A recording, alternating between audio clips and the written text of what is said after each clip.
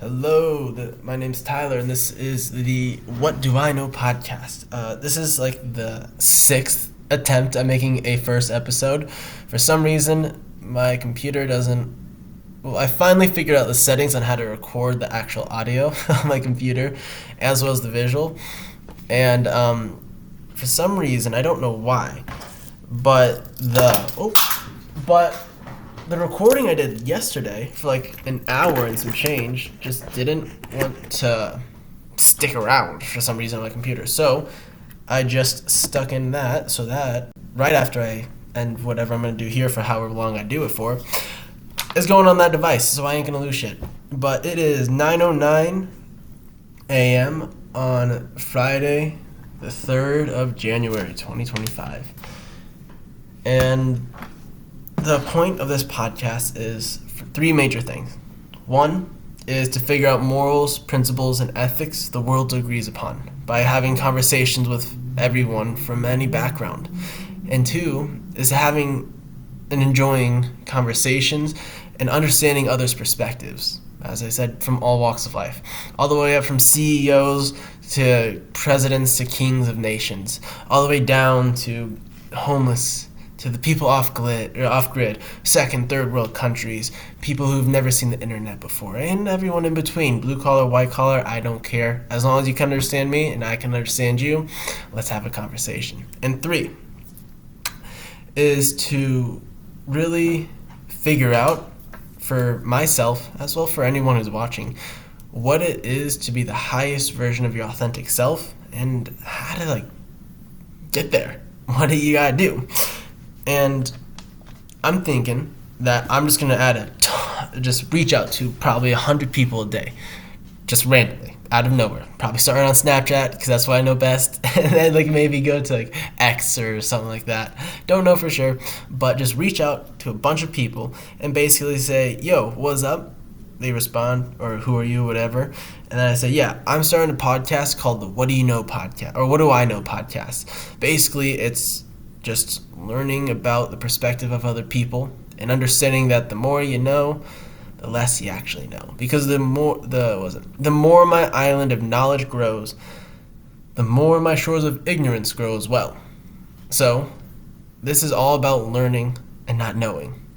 So I would be reaching out to people. But first, I came up with this last night because I've been thinking about this for a day, and I'm really into it now. Because I was going to send this to people. So basically, yo, what's up? Hey, I'm doing a podcast called What Do You Know, where you just talk to random people. There it goes. Where you just talk to people I've never met before and just have a conversation, whether it's 2 minutes, whether it's an hour, doesn't matter to me, as long as it's chill, relaxed, and interesting about a person's perspective. And people may say, oh, well, I'm not interesting. Well, you have experiences that I've never experienced. You have a perspective I don't have, and you have a body that I don't have that gives you inputs.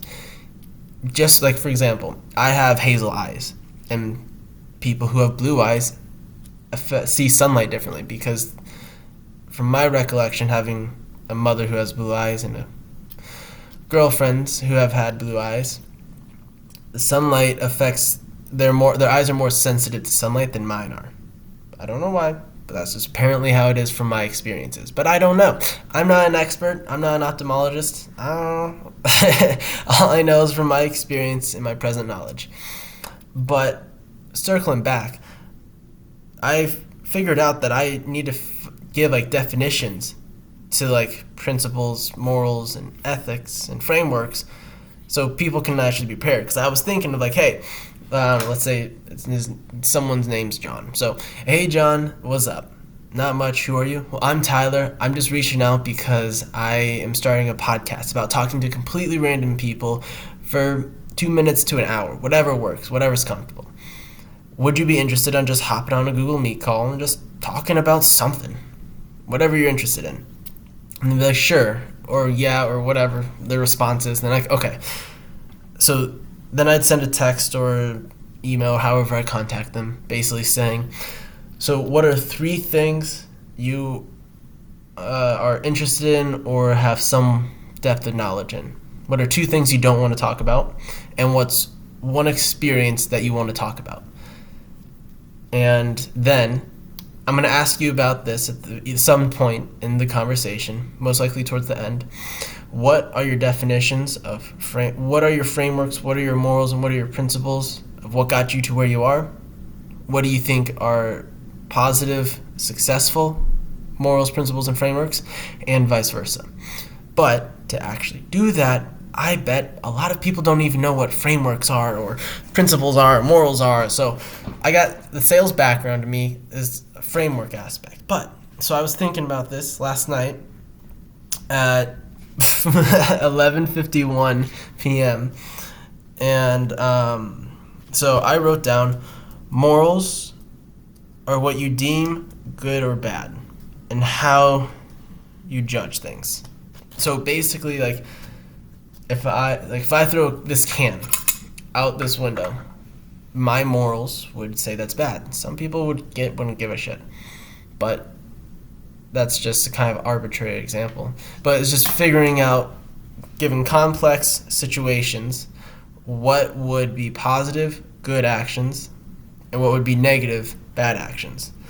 So that's what my definition of morals are. Principles are what actions you will not take or will take given a situation. What I mean by that is, if everyone knows the example, if your friend jumps off a bridge, will you? I was the friend who jumped, by the way. But that, where do you draw the line of your actions? As in, like, for example, will you do cocaine? Will you jump off a bridge? Yes, no, why? The principle is, I don't do hard drugs. I don't do things spontaneously. Or I just want to have fun. Yeah, of course I jump off. Whatever your response is, that's what principle is. So, and frameworks. This is a really interesting one I thought of last night, almost at midnight. But I had the thought of a framework, and the definition I came up with is how you subconsciously view the world and consciously respond to it.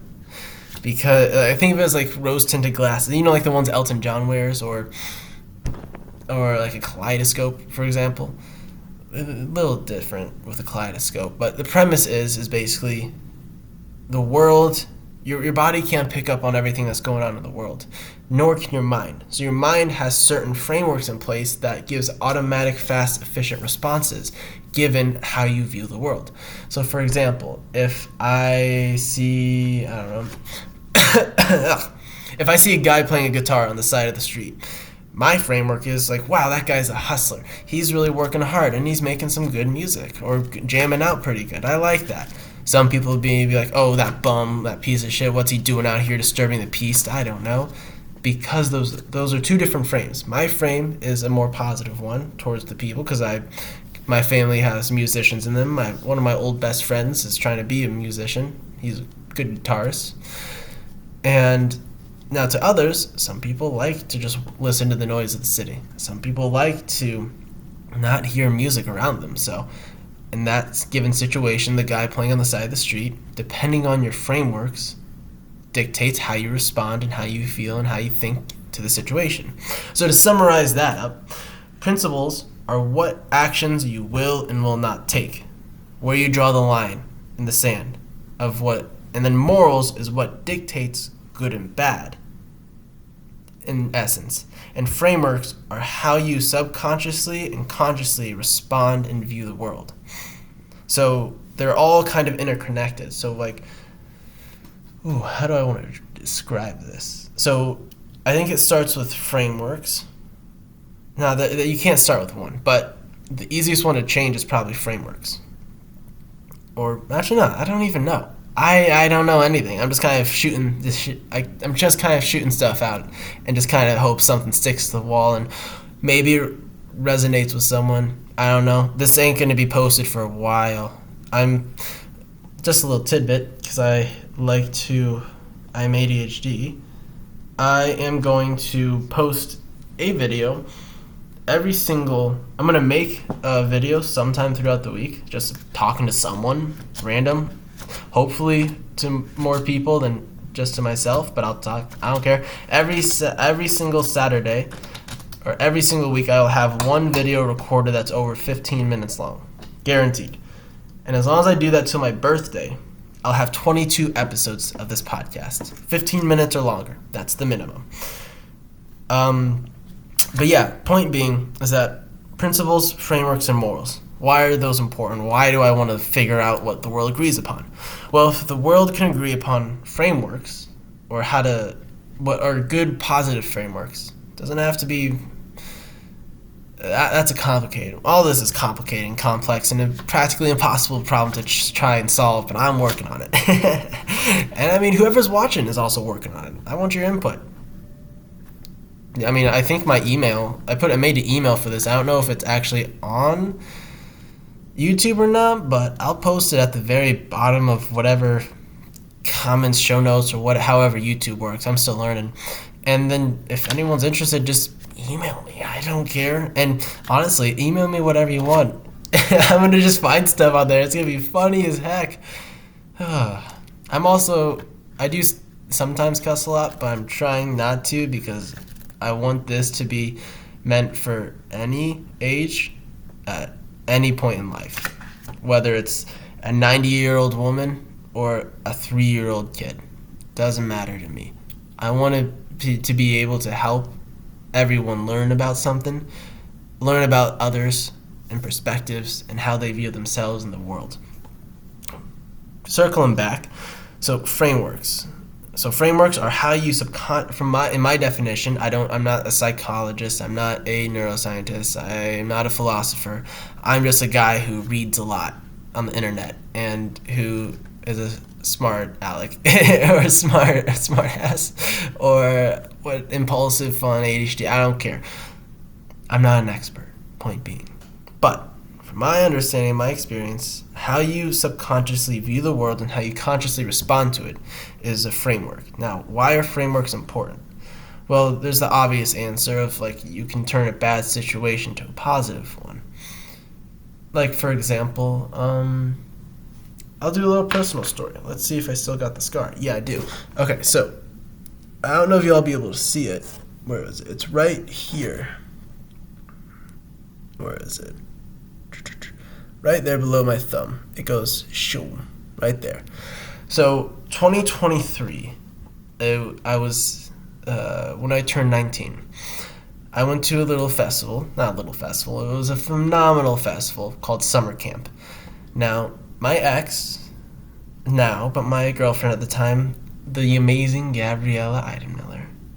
What a woman. She was waiting in line to get into summer camp while I was bringing stuff from the car, and she didn't have her pass because they were sent to my house and I forgot to give it to her. So I ran out, gave it to her, jumped the fence because I could. Why not? There's a lesson I'll go into in a second.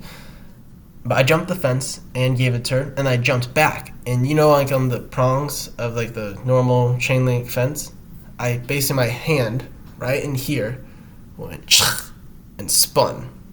So then when I was like, oh shit, I kept walking, and then I realized by doing this, like that, or I think it was this way, I could see the ligament, the tendon move in there. So I got really close to hitting a tendon, or cutting a tendon, and potentially an artery too, apparently to my father who's a nurse.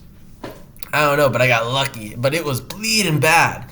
But because of my framework, because of my experience in the past, I didn't freak out. I was like, oh, another injury. Let me go get some pressure, and then it won't ruin it. Now, but because of that, my framework and my experience, I let the pain of that kind of ruin or get in the way of my enjoyment with my girlfriend at the time, with something that was beautiful at summer camp, an experience that's indescribable, which I can go into depth later if y'all want the adventures of summer camp. Oh, I got stories on stories about that. But because of my framework in the present, in that moment, I didn't freak out about the bleeding and the injury. But at the same time, because of my framework, I didn't cope with the pain and the annoyance of my injury, if that makes sense. So what I mean by that is that I was grouchy, I was angry, and I was rude. To my ex, Gabriella, no fault to her own. She's a sweetheart, an amazing woman, still is, and is phenomenally loving and caring and compassionate and empathetic. She is an amazing woman. But because I didn't have the framework to deal with the uncomfortable pain and anger towards myself for hurting myself, first off, and the actual physical pain, I took my anger out on her. No fault to her own. But if I had the right framework in place, I would respond to the situation in a different way. If I had a better framework, summer camp 2023 would have been way more fun. And I wouldn't have hurt Gabriella, or at least been rude to her as much as I did, or to anyone else, and I wouldn't have acted so immature. But that's all in retrospect. So frameworks are very important because they help you deal with situations effectively and efficiently. Frameworks can either build you towards your goals or tear you down from them. For another example, let's say, what's a common one? Let's say you are out in public, and what are we doing in public? Let's see. Example. Okay, so let's say you're just walking down the street, and you see a cop car. What are your first thoughts? Well, I'd say probably, I'm no expert, but probably two-thirds of people like, oh, fuck the police, or damn, I gotta be careful, or some shit like that. There goes trying not to cuss. I need to get better at that. It's supposed to be family friendly. But a lot of people, and I can't say most, but I'd say roughly two-thirds are like, those are the party poopers over there. Those guys are no fun. Now, that's a framework because they're meant to protect and serve the environment. There's a lot of cases where they don't do that, but there's a lot of cases where they do that.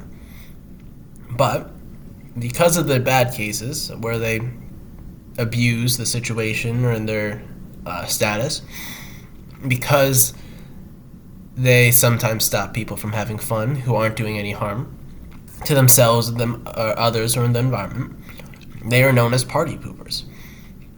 Now, that's just an example of a frame. Some people are like, oh, thank you for your service. You protect and serve everyone in the community to the best of your ability, given your experience, the past experiences and present knowledge.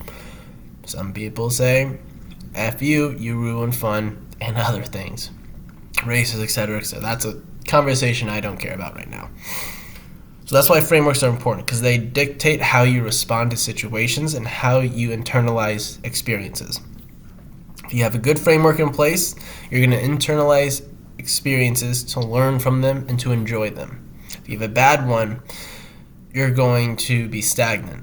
It's going to hold you back and potentially bring you back to where you used to be.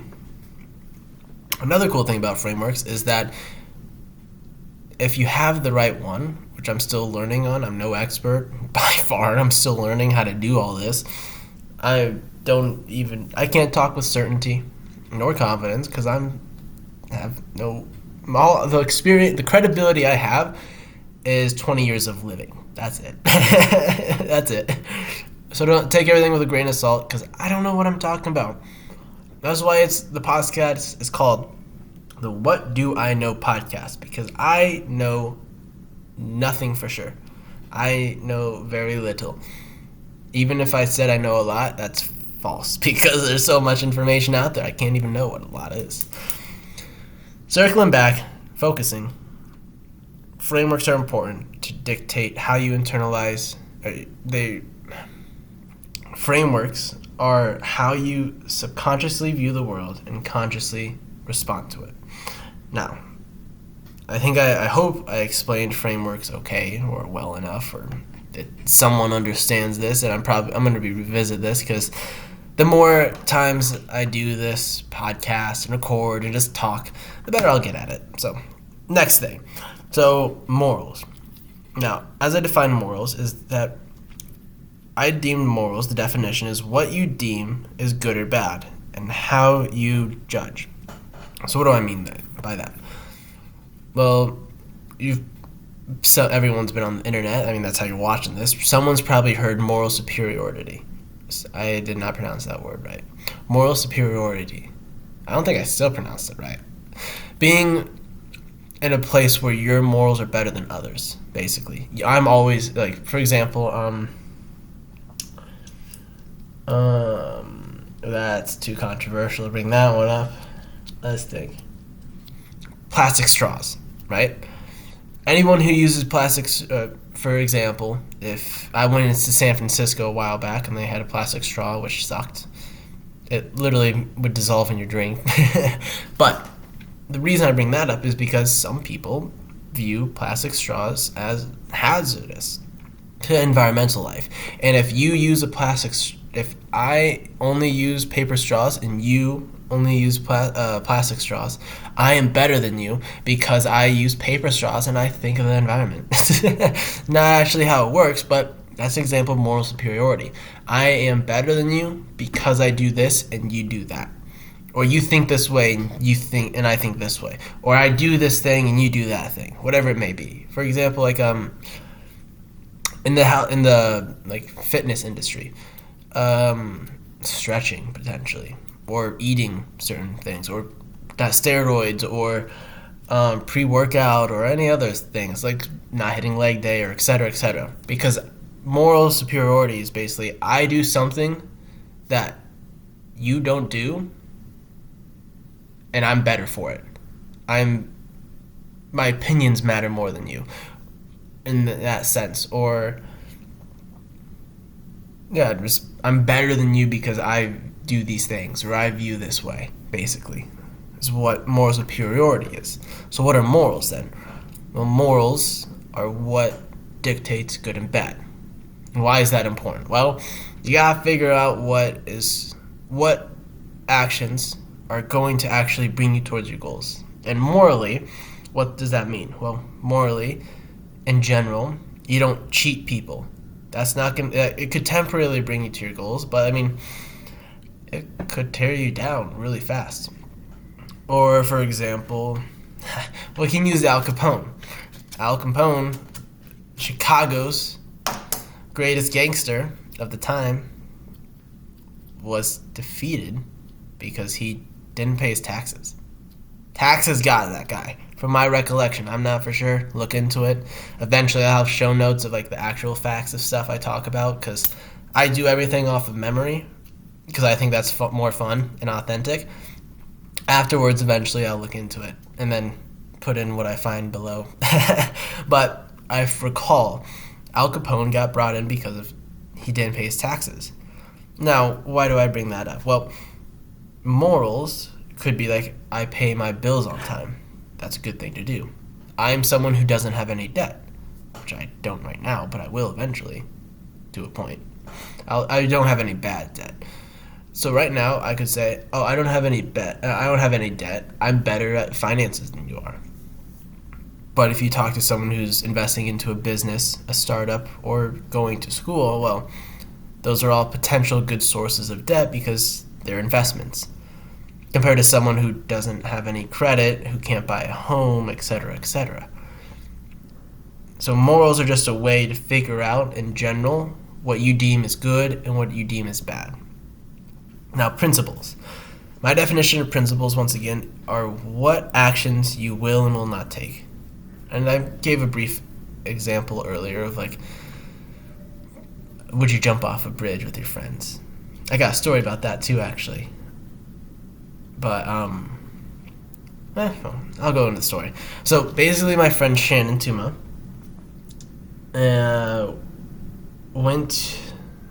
has a spot, and found a spot, or knows a spot in Kickapoo Creek, where me, him, our friend Anth, and my girlfriend at the time, Gabriella, and her friend Blanca, and I think Gabriella's sister, Rowan, went as well. I'm not for sure. But I don't recall. I think so. Maybe not. I don't remember.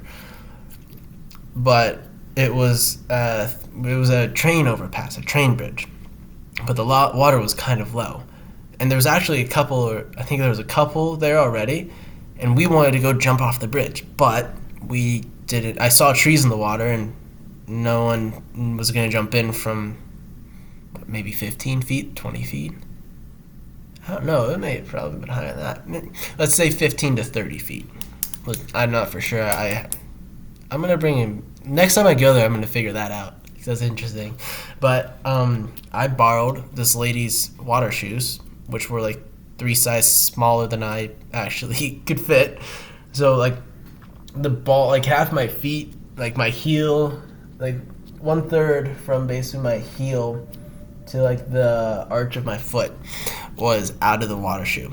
So I climbed down. So there's basically the bridge is over here, overpass. The like beach area was down over here. Under the overpass was like the couple that I borrowed the water shoes from. And there was a down tree over here, and we came in from the shore over there. So I got the water shoes, walked underneath the bridge, or around the bridge, climbed on this tree, and slowly walked over until I was just about underneath the bridge, and then I walked in the water.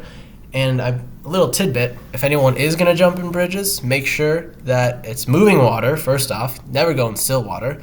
Second off, that depending on the height, in general, I'd say I'm no expert, but from my experience, if it's between 40 feet high and lower, as long as you can go into the water with your arms and legs outstretched fully and your fingers don't break the water, it should be safe to jump, as long as there's nothing below you, obviously.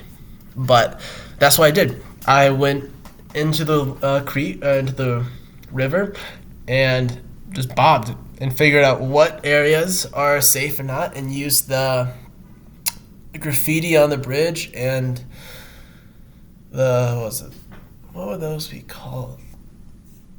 I don't know, the steel beams.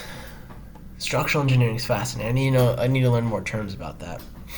But basically there was like maybe 6 feet of width on the bridge that we could jump from relatively safely.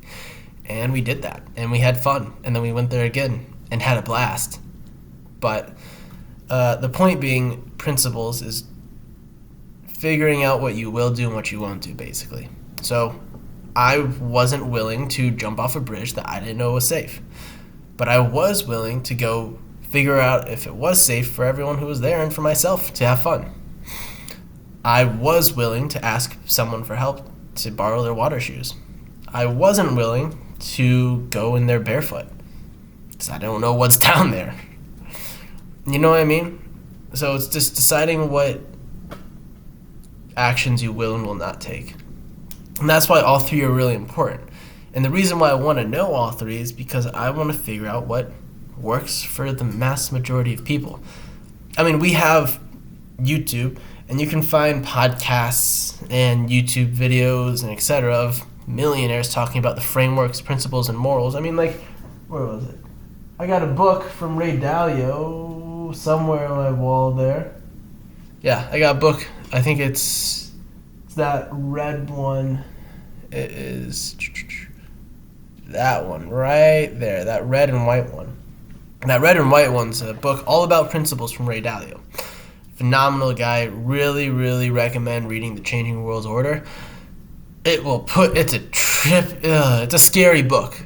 And basically the premise of The Changing World Order, from my recollection, is he looks at the 5 greatest empires over the past 500 years or so, maybe longer, which, if I recall, are the Netherlands, Spain, Britain,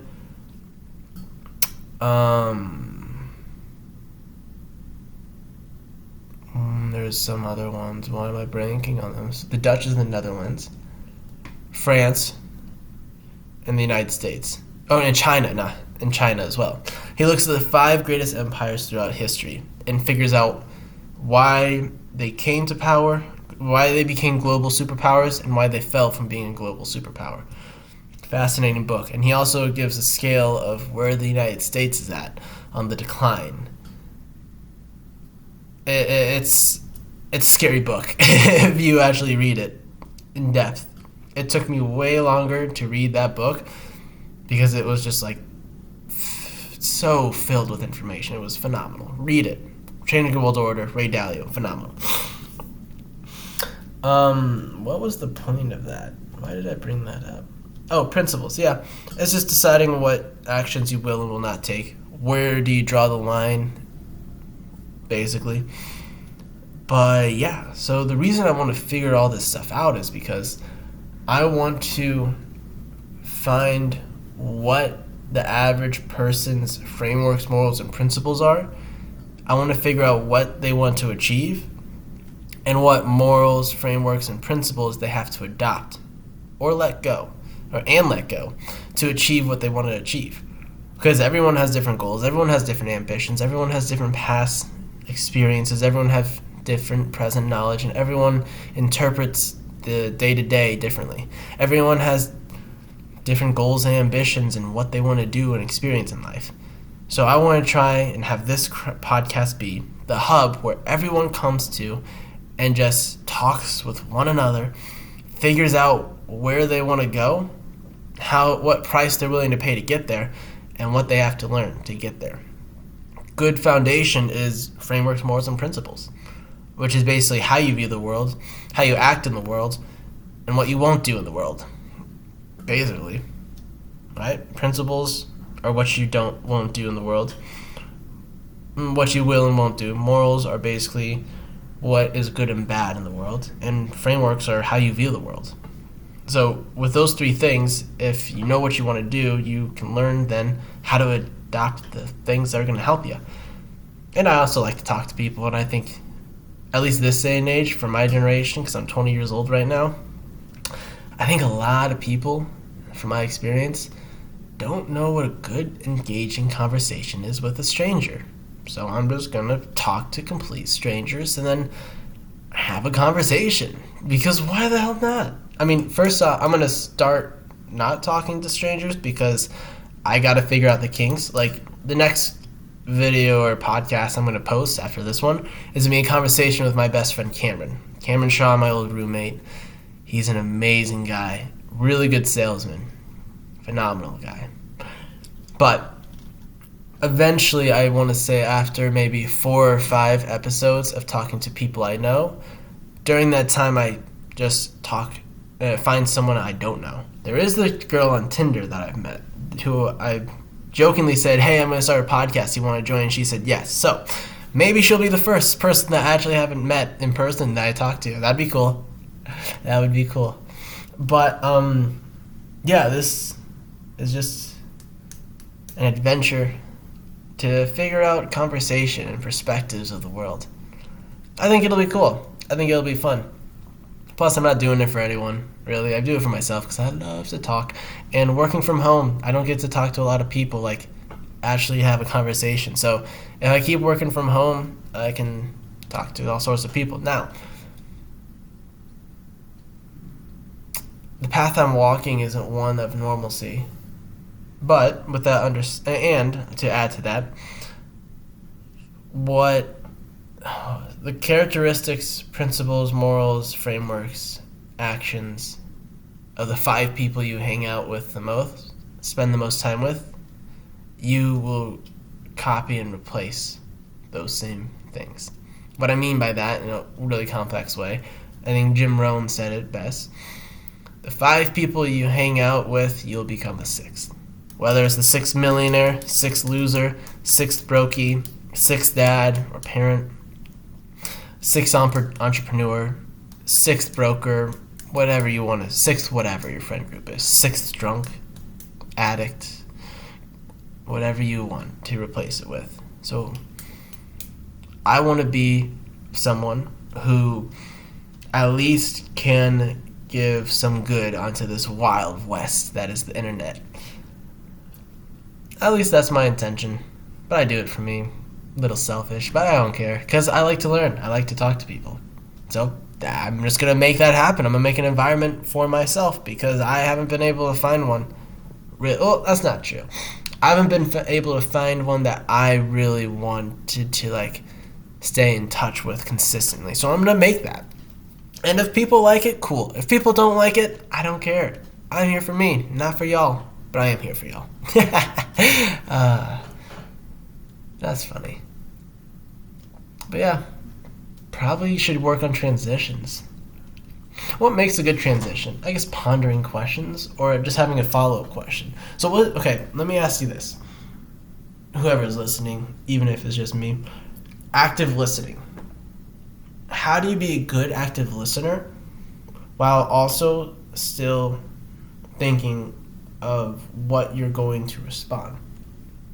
Because for me, what the? This gum's weird. Ugh. That is some weird gum. It's like it's like plastic or something. Ugh. But active listening. Yeah, I'm not editing anything. Y'all are just gonna get what is actually going on at 9:44 a.m. on January 3rd in downtown Chicago. Oh yeah, y'all don't know that. Because I've done this. I've recorded the first episode like 6 separate times, and it doesn't work. So hopefully this one will work. But whenever y'all see this, I'll have moved out of this place. But I live in downtown Chicago. I turned 20 in this building. And you may be like, oh, he's making a shit ton of money. I'm really behind on rent. And I can't afford it as of now. But I'm becoming the man who can afford it, which is important. I got 4 more months left. I gotta start taking actions. Oh, I talked about this last time. I talked about this over the recordings that you guys will never see because apparently the universe didn't want you to see it, or God, or whatever you believe in. But I just lost my train of thought there. Oh, that's tragic.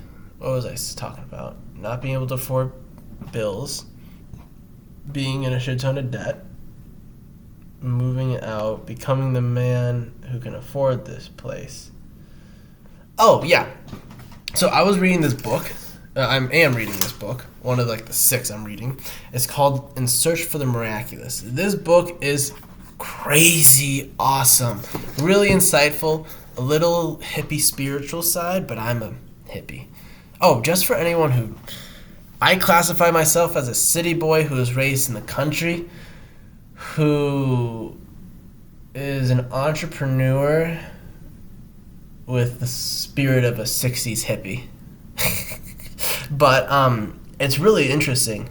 There's this one part that really stuck with me most recently, is that the journey towards your highest self is twofold. It starts, for me at least, because, for example, my best friend Cameron, or Anthony, or Shannon, all have different ways of achieving this in different stages. But for me personally, my way to my highest version of self comes with 2 fundamental things, and the 2 fundamental things are same and ubiquitous with everyone. First, for me at least, the 2 fundamental things are knowledge and being. For me, how I work, my brain's wired, is that I gotta know before I start being. For example, my best friend Cameron, he is being before he knows. We're opposites, which is one of the reasons why we get along so well. Opposites attract. But that's what I'm learning here, is how to start being, because I've had the knowledge before I even moved in here. The knowledge is partially why I got here, but the being is why I can't afford it as of now, because I have not been the man who can actually be affording this place. So, for anything you want to achieve, anything you want to experience in life, you gotta know and you gotta be, both at the same time. So the journey towards the highest self usually like no, be, or be, no, be, no, be, no. But eventually, it's just gonna keep going up and up and up. I think that's what at least the highest self is. Highest vibration, highest potential self. Whatever that is for you, whatever you define that as. Oh, boy. But yeah, that's gonna be a little cool. Maybe I should work on my delivery method at that. Maybe there's like, I don't know. Maybe I should give an example or a story. So, story or example of knowing and then being and knowing. Okay, perfect. Sports, right? I've been in sports since I was very little, since like preschool, kindergarten, all the way up until high school, the end of high school, till I got out. In sports my whole entire life. And for example, whenever I first tried lacrosse in 7th grade, I knew how to play. I knew you just had a stick, you run, and you put the ball in the net. I knew how to play. I got the fundamental knowledge, I got the rules, but being able to play is completely different. Being able to cradle the ball, being able to actually take those hits, because those pads are super, super thin. They are ridiculously thin, those pads. They're like, oh, they hurt. Because like the defenders, they have, I was a midi playing lacrosse for that 1 year, and I would have to go up. So basically there's the goalie, 3 defenders, and 3 middies, from my recollection. I'm not an expert. And I was the guy who basically would run back and forth the whole entire game. And whenever you had the lacrosse ball, which I don't think I have mine anymore. No, I don't. That's tragic. It's like a big old bouncy ball. It's a big old thing of rubber, basically. The history of lacrosse is pretty cool, but I'll go into that a little bit. But basically the defenders had poles twice as long as yours, and they would whack you right in the side of the rib. Right in the side of the ribs right here. And it just railed. It was just like, oh, it was brutal, because they just wind up like right in the side, and you're just trying to get through and whip it in, dude. I played football for 6th, 8th grade, sophomore and freshman year, and I broke my fingers during that, got a few concussions, but lacrosse hurts more, man. At least from my experience. I'm maybe also be more used to the pain of football. But I was a running back and linebacker, so I don't know. But yeah, you gotta start being more and knowing more. For my example with lacrosse, I knew the fundamentals. I knew how to play, but I wasn't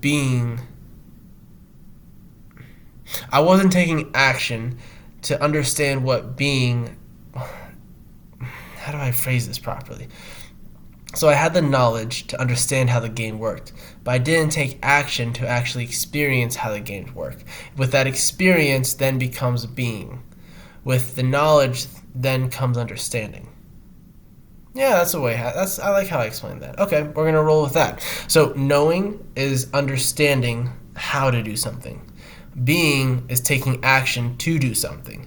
You have to understand how to do something, and then how to act, and then actually take action upon it for you to achieve whatever you want to achieve. Let's say if we're going to college, right? A lot of people are probably thinking of going to college, to each their own. I tried it. So the knowing, okay, I know I have to get good grades in high school. I know I have to write an essay most of the time. I know I have to go apply to a bunch of places. I know I have to go look at different schools. But you aren't ever going to get in unless you actually go do those things. You can know how to do them. You can know how to fly, and you can say you know how to fly an airplane. But until you go do it, you ain't going to be able to do it. Same thing with going to college. You can know how to do it all, but until you actually take the action, you aren't going to be in college. You aren't going to be the being who's done it. You aren't going to understand it yet. So, thank you, In Search of the Miraculous. That book is phenomenal. I am on page 60, and that's how much dude, this book is crazy in depth, and it's all spiritual stuff. It's not really religious, but it will definitely shift your perspective of the world, which is what I'm after. It's interesting. I recommend it. Got a lot of books I recommend. But, yeah. Point being, you got to know and you got to be before you achieve. That's much easier. Mate, sometimes the best way to figure stuff out is just by rambling on and talking. It just works. It's just at least how my brain works. Everyone's different. Everyone's unique. There's no one size fit all for anything really, except not even breathing actually, because I got asthma. So I can't. What is a one size fit all? Death, I guess. Death is the only constant in life. What a world. It's cool though. It is cool. What do you think's after death? Do y'all think there's anything after death? You think there's a heaven and a hell? Or do you think there's something, or just your perspective ends? In this present moment, as of right now, I think well, first off, let's start with the facts. The facts are is the universe is energy. Everything's vibrating. So, my theory, my hypothesis, I guess would it be theory? I need to learn the definitions of those better.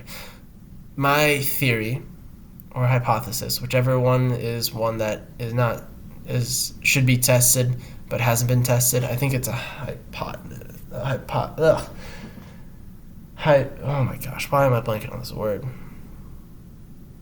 I'm gonna get so much crap for this. It's gonna be funny. But my thought is that since the universe, everything that we understand and comprehend is, and the stuff we don't comprehend, like, fun fact, there's little electrons and subatomic particles and particles just flying through us right now. Hundreds of thousands, if not billions, if not trillions of particles of all different sizes are flying through us and we can't observe it. And we actually, as human beings, cool little fun fact, out of the vibrational spectrum, let's say it's this big, humans see, I'm no expert, but we see about like this much roughly. Like from there to there. I don't remember exactly, but like the visible light spectrum is very minuscule out of the spectrum of vibration, or is it vibrations? Nah. The ray spectrum, because there's gamma ray, X-ray, red light. I guess the light spectrum. What spectrum is that? I don't know actually. I just need to look into that.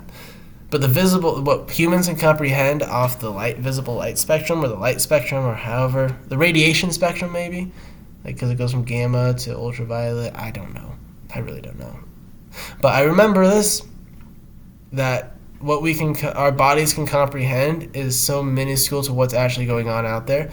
So I think my thought process is, after we die, if we choose to grow our perspective to a point, that we just continue on perceiving.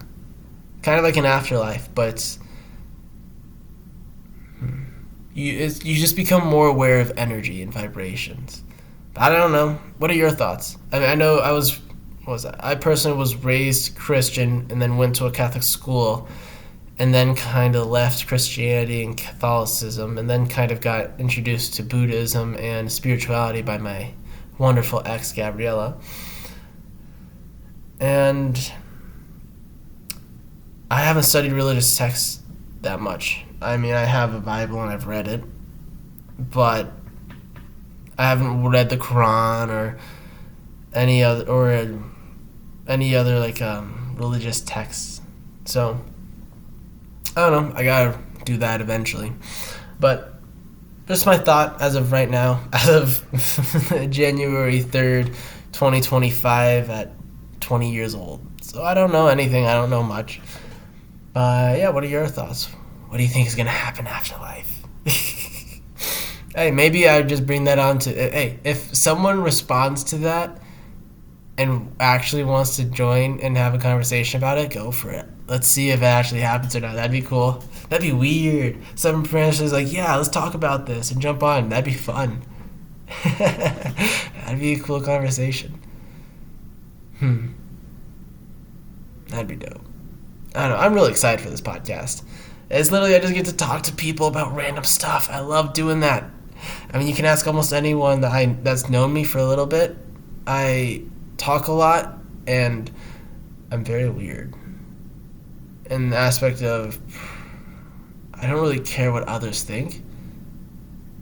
In a good way and a bad way, I think. I don't know. I'm just kind of me. No, I am me. I just do what is. I'm working on becoming better. But aren't we all? I think I'm going to wrap this up here because I got stuff I need to study and work on. But yeah, I wonder if this is actually gonna save and this is actually gonna be the pilot episode or not. That's gonna be interesting.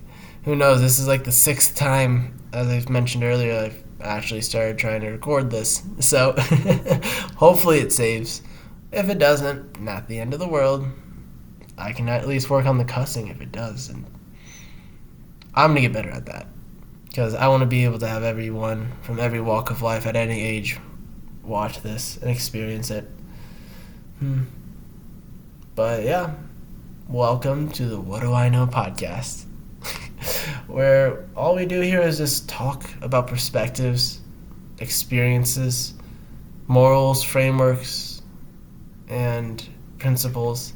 Figure out how to be the best version of you and become the highest version of self, and explore the perspectives of other peoples and their experiences. If you like it, stick around, try and join, try and have a conversation with me. That'd be fun.